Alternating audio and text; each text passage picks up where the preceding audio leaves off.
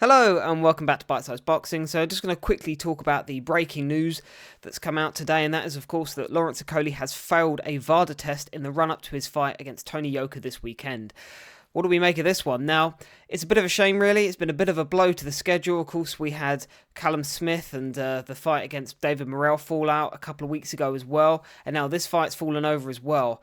So a bit of a blow to the schedule. We've still got a pretty good schedule coming up. That being said, we've got Zerdo versus Benavidez. We've got Boots versus Zayas coming up. We've got Dubois versus Wardley coming up. There's still some pretty decent fights on the horizon.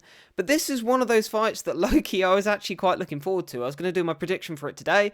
And it's a shame that this has happened because although both fighters haven't exactly looked great in certain fights, particularly Okolie has looked very ugly in fights, there's something about this fight in particular where stylistically I could actually see it kind of meshing in a weird, ugly kind of way, and I actually think it might have been a bit of a sleeper fight and actually come off to be a bit better than people might have expected. It was one of those where the card, from what I can remember from seeing of it, isn't great, but it was one of those where, I'll give up my Saturday night for this fight.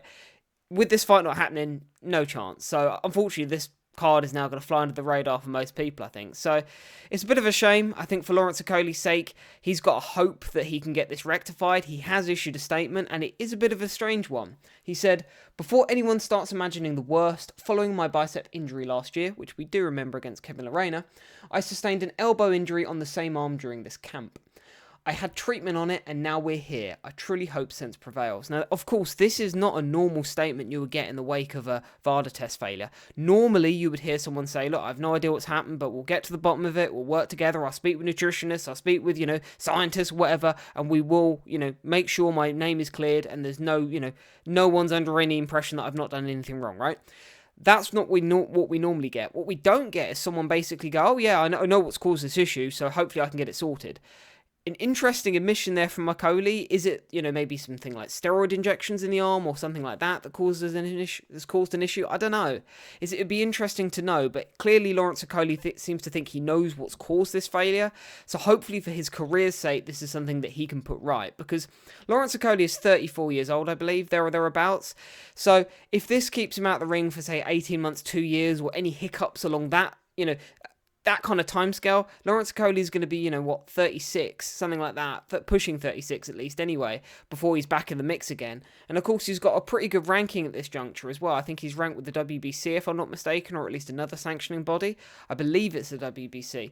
So if he falls out of favour completely, he might have to take, 18 months off, and then maybe that again to rebuild, maybe then talking about 3 years.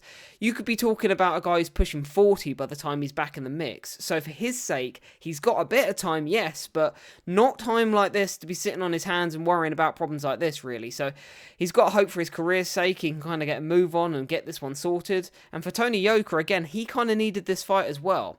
Tony Yoka's another guy who's sort of in no man's land a little bit, and because of the way his career's panned out to this point, and it's been, let's be honest, pretty much an unmitigated failure, really. It's at least from where he was once, touted to be. I remember having a sit-down conversation with VADA back in, I think it was about 2018, 2019, and we were talking about the next great heavyweights coming through, who we were hanging a hat on, and both of us said Tony Yoka. We're saying, this guy looks great, we think this guy is going to be something, and he's just not lived up to that whatsoever. So really and truly, Tony Yoka needed this fight, and he needed it to go in his favour as well. So for things to pan out like this, it's not ideal for him either. Hopefully he can find at least a half-serviceable opponent, even though it's quite late on. Because again, for his sake, I think he's got to be around the same age as well, so he can't afford to be treading water either.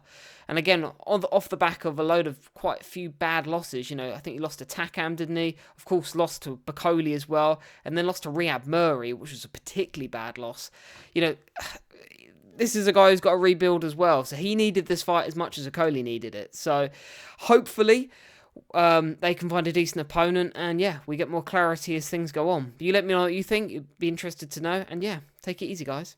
Cheers.